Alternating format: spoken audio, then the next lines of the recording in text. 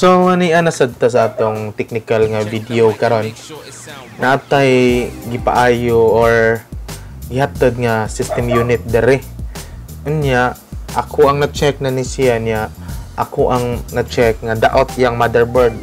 Nya lucky sad niya kay nanasad koy spare nga motherboard which is brand new nga ako na-order sa Shopee. Na-order niya ako sa Shopee. Ako ta naitawag sa akong personal nga PC. Nga usa kay gubas ang motherboard, pero ako na lang naitawad sa customer kay para makuha sa sad niya dayon. So mao ni siya Exceed nga motherboard which is FM/FM2 nga plus nga socket. Mao ni siya mao ni ang sud na siya backplate na siya SATA cable og CD. Karon ang mga kitong mga low-end nga motherboard ba ang ako nabantayan kay di man tagduhang SATA mo ipanghatag kana nabantayan na ako usar jud ka SATA cable ang ipanghatag nila. So mao ni ang iyang board as usual FM2 socket for AM4, AM6 and AM8 nga processor for AMD. So mao ni ang iyang CPU which is guba ang motherboard ato sang pangtangtangon ni mga wirings nga naka-connect.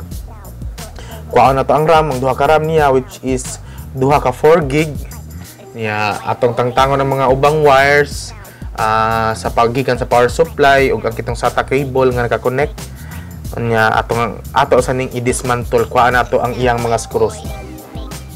Anara so ako na na-check di jud kana siya mo-on siya pero no display maya jud naka-on ang iyang CPU fan pero no display niya nasa mga A/B testing ang gipahimo para to double check if motherboard ba jud guba. So unluckily ang akong sa akong pagbuhat sa akong A/B testing og mga lain nga testing I conclude nga motherboard ang guba. So mo ni ako nang gipadayon ang kuan ang testing. So ato ning panangtangon ang iyang CPU fan ug ang processor. Ibalhin nato sa bag-ong motherboard. Ato sang tangtaon og mga wasted nga kuan nga thermal paste. So kani siya ato ni uli ning karaan ato ihatag sa customer kining karaan nga motherboard. So man yung bag-o Exceed motherboard. Windows 10 and Windows 11 ready ni siya. So mo ni siya. So ato na ning itawad ang processor na itawad ang processor na sa bag-ong motherboard. Unya butangan na tog thermal paste standard. Butangan mo jud thermal paste kay mo overheat niya ang unit. Sunog ang board. So dako ang problema. So mo na itong thermal paste. Baratuhon ra nga thermal paste pero epektibo ni siya nga thermal paste. So ibalik na tog tawad ang CPU fan which is the generic and standard one for AMD. Unya before nako i-on or before anything else if ganahan mo inani nga video, mga technical nga video, unya nasa mga personal na ko nga video o mga luto-luto nga video, ayaw kalimot og subscribe sa akong channel. Please click the subscribe button and click the bell icon para ma-notify mo sa mga bagong uploads nga videos na ako in the near future. So ana ra simple support sa ako ang channel. Please ayaw kalimot sa pag subscribe o click the bell icon para ma-notify mo. Ana ra support lang nya. Nasad koy Facebook page which is Bling Bling Usambuan. Makita ra search lang niyo Bling Bling Usambuan sa Facebook nya. Paki-follow na sad kana mga updates ra sa akong ipanghimo sa akong mga upload sa technical, sa personal o sa mga luto-luto nga videos o mga personal pod nga pictures nga nasa Facebook page nako. Ana ra good. So balik ta sa atong CPU.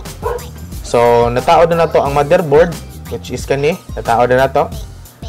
Okay na siya pang taod na to ang mga wirings nga gikan sa power supply o ang mga wirings nga gikan sa casing which is the USB, the audio and then the reset and the power button, then HDD, nya LED sa LED wires. Anara.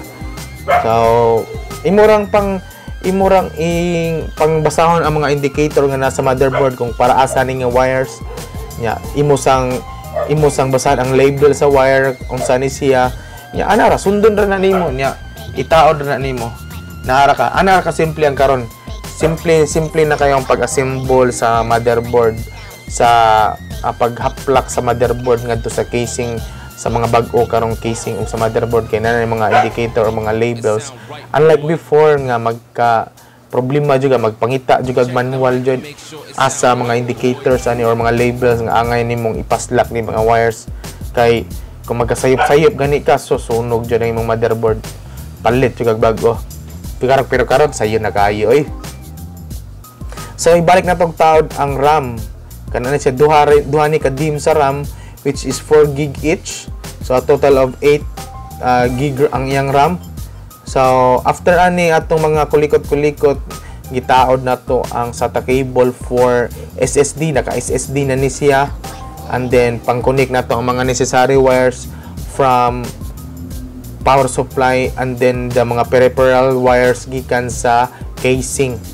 So nataod na to. So ato nang ipangtaod sa mga wires sa nga naka-connect sa monitor niya, keyboard niya, mouse, and then the power cord nga atong ipa-plug para ma-on na to siya. Nasa VGA cable nga connects para sa monitor. Ato sang gitaora na to LAN cable para automatically nga mag-update ang once nga ma-reformat na to. Actually dili na ako ni reformat di ay. Ato ra ni siyang para na padaganan og update nya atong ipabut ang iyahang SSD nya padaganan og update nya i-reset nato para fresh.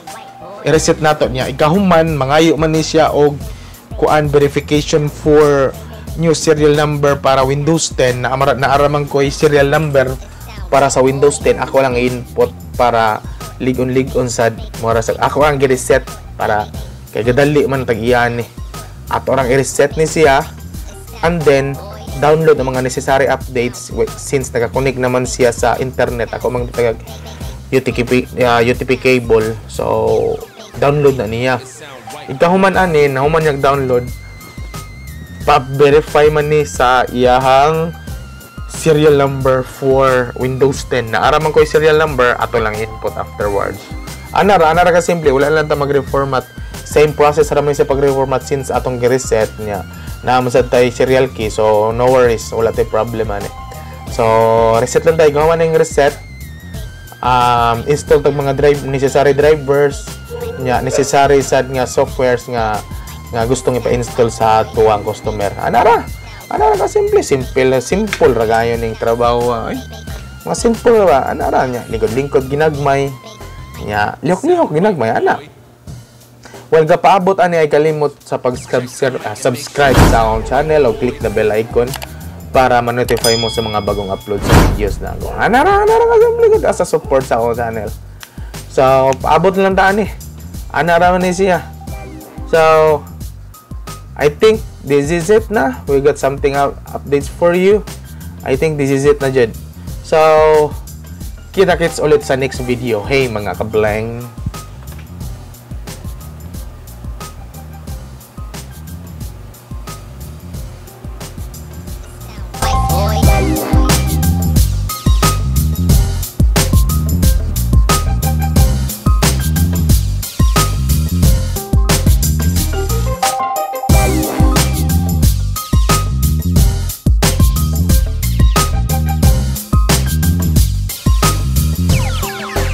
It sound right, boys.